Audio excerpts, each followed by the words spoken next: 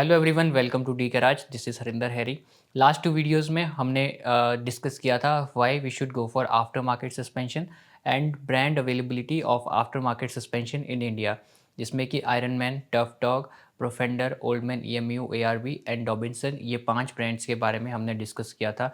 इनमें कौन कौन से वेरिएंट आते हैं वो भी हमने डिस्कस किया था, और इन दोनों वीडियोस के लिंक्स मैं डिस्क्रिप्शन में लगा दूंगा सो दैट बहुत ईजी हो जाए फाइंड करना आपको वीडियोस को। तो आज का वीडियो है स्पेशल आयरन मैन के 3 वेरिएंट्स, जो कि iron man basic nitro, iron man foam cell and Iron man foam cell pro. ये 3 वेरिएंट्स है, और जो तीनों वेरिएंट है वो ट्विन ट्यूब टेक्नोलॉजी पे वर्क करते हैं। सस्पेंशन सेटअप के डिफरेंस के बारे में बात करने से पहले सबसे पहले हम आयरन मैन की हिस्ट्री पे जाते हैं। आयरन मैन ऑस्ट्रेलियन ब्रांड है। आयरन मैन जैकब स्प्रिंगवर्क के नाम से 1958 में एक ब्रांड एस्टेब्लिश हुआ था, जो कि लीफ स्प्रिंग्स और सस्पेंशन कंपोनेंट बनाता था ऑस्ट्रेलियन व्हीकल्स के लिए, जो वहाँ पे लोकल पिकअप ट्रक्स और जो एसयूवीज थी उनके लिए वो suspension component and leaf springs बनाते थे। एंड आफ्टर 30 इयर्स इन 1988 उन्होंने एक ब्रांड को एस्टेब्लिश किया जिसका नाम है आयरन मैन। और आयरन मैन में इन्होंने सस्पेंशन और ओवरलैंडिंग से रिलेटेड जो भी पार्ट्स हैं उनको बनाने का काम शुरू किया। एंड आफ्टर 2000 एंड 2010 के बीच में इसका ग्लोबल एक्सपेंशन हुआ, और उसके बाद ये ग्लोबली एक्सपेंड हुए सस्पेंशन एंड ओवरलैंडिंग का जो भी प्रोडक्ट्स है, जैसे कि कैंपिंग गियर और कैनोपी, रॉक स्लाइडर, स्नॉर्कल, कुछ परफॉर्मेंस पार्ट्स। तो मिक्स एक ओवरलैंडिंग सेटअप के नाम से बहुत फेमस है आयरन मैन ग्लोबली। चाहे वो इंडिया की बात करें, चाहे यूएस, चाहे कनाडा, किसी भी कंट्री में इनका अच्छा रेपुटेशन है सस्पेंशन एंड उससे रिलेटेड ओवरलैंडिंग पार्ट्स का। अब हम डिफरेंशिएट करते हैं Iron man basic nitro, iron man foam cell and Iron man foam cell pro.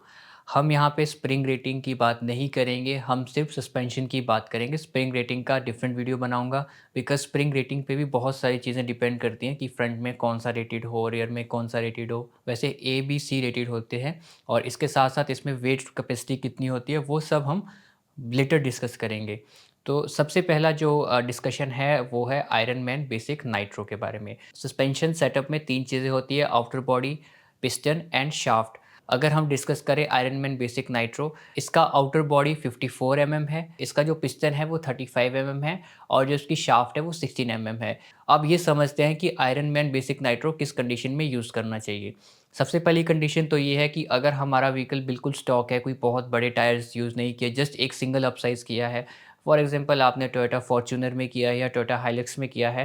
Toyota Fortuner and Hilux में 265 60 R18 कंपनी से साइज़ आता है। अगर उसको आपने 285 60 R18 अपग्रेड किया है तो डेफिनेटली आप बेसिक नाइट्रो पे जा सकते हैं। बट अगर आपने टायर साइज़ उससे भी बड़ा किया है, मान लीजिए आपने 33 इंच यूज़ किया है, या 285 70 17 यूज़ किया है, या 33 12.5 R17, या 33 10.5 R17 ये साइज़ यूज़ किया है, या जो रिम साइज़ है उसको 20 इंच किया है, तो उसके बाद आपको basic nitrogen suspension iron man का I would not recommend to go for. Second जो कंडीशन है वो ये है कि अगर आपकी गाड़ी में एक्स्ट्रा वेट है, मान लीजिए एक्स्ट्रा वेट आपकी गाड़ी में बुल बार का है, या कोई मेटल बम्पर है, कैनोपी, रोल बार, शटर कुछ भी यूज़ किया है, तो उस केस में आयरन मैन का बेसिक नाइट्रो मैं रिकमेंड नहीं करूँगा, क्योंकि वो बहुत जल्दी वेयर हो जाएगा, बहुत जल्दी फेड आउट हो जाएगा। तो इसलिए iron man basic nitro is not recommended अगर आपकी गाड़ी में लोड है।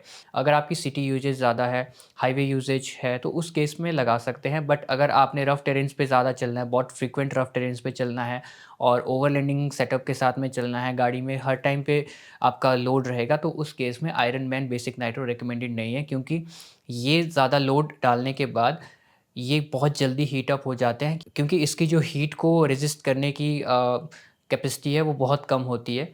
अब हम आते हैं आयरन मैन का foam cell variant. Iron man foam cell twin tube पे वर्क करता है। इसका जो आउटर बॉडी है वो 60 का है, इसका जो पिस्टन है वो 40 का है, और जो इसकी शाफ्ट है वो 20 की है। ये बड़ा है साइज़ में अगर हम कंपेयर करें आयरन मैन के बेसिक नाइट्रो से।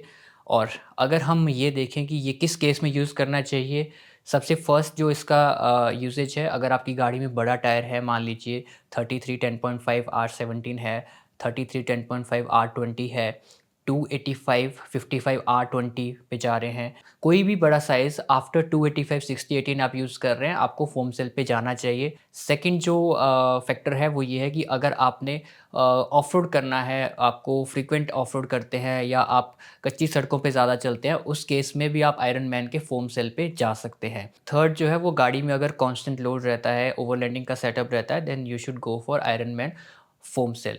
और ओवरलैंडिंग पर्पस के लिए बहुत अच्छा सस्पेंशन है, ऑफ रोडिंग के लिए बहुत अच्छा सस्पेंशन है और बहुत डिसेंट सस्पेंशन है और इस सस्पेंशन पे आपको जाना चाहिए। ये सस्पेंशन कंपैरेटिवली अगर इसको नाइट्रो गैस से कंपेयर करें, ये थोड़ा सा स्टिफ होगा बट बेटर स्टेबिलिटी के साथ में होगा। अब बात करते हैं last suspension, that is foam cell pro. जैसे कि नाम में ही प्रो है और परफॉर्मेंस में भी ये प्रो है। ये बना है बिल्कुल रफ रोड्स के लिए, बहुत ही अमेजिंग इसकी स्टेबिलिटी है ऑफ रोडिंग के लिए। ओवरलैंडिंग में जो सेटअप है उसको ईजिली कैरी कर सकता है, लोड के साथ में बहुत अच्छी परफॉर्मेंस है। इसका ड्रॉबैक सिर्फ एक है कि ये इंस्टेंट हीटअप नहीं होता है। इसकी जो परफॉर्मेंस है, अगर आपको इसको 100% परफॉर्मेंस पे लेकर जाना है तो आपको लगभग 10 टू 20 किलोमीटर्स का रन चाहिए। उसके बाद जब ये हीटअप होता है उसके बाद अपनी पीक परफॉर्मेंस पे आता है। ऐसा नहीं है कि अगर आपने इंस्टेंट गाड़ी को चालू किया आपको ये परफॉर्म नहीं करेगा, डेफ़िनेटली करेगा। बट अगर हम कंपेयर करें इसकी परफॉर्मेंस के, जो इसका 20-30 मिनट्स के बाद आएगा, वो इंस्टेंट नहीं हो सकता है क्योंकि ये इस टेक्नोलॉजी फोम सेल प्रो जो सस्पेंशन है, ये टाइम लेता है हीटअप होने में और हीटअप होने के बाद ये बहुत अच्छा परफॉर्म करता है। अगर आपको एक्सट्रीम ऑफ रोडिंग करना है, गाड़ी पे लोड है, बड़े-बड़े टायर्स हैं, तो उस केस में आप फोम सेल प्रो पे जा सकते हो। आई होप आप इस वीडियो से ये समझ पाए होंगे कि iron man basic nitro, iron man foam cell और iron man foam cell pro का क्या डिफरेंस है और इसको कब यूज़ करना चाहिए, किस पर्पज़ पे यूज़ करना चाहिए। नेक्स्ट एक वीडियो हम लेकर आएँगे जहाँ पे हम डिस्कस करेंगे।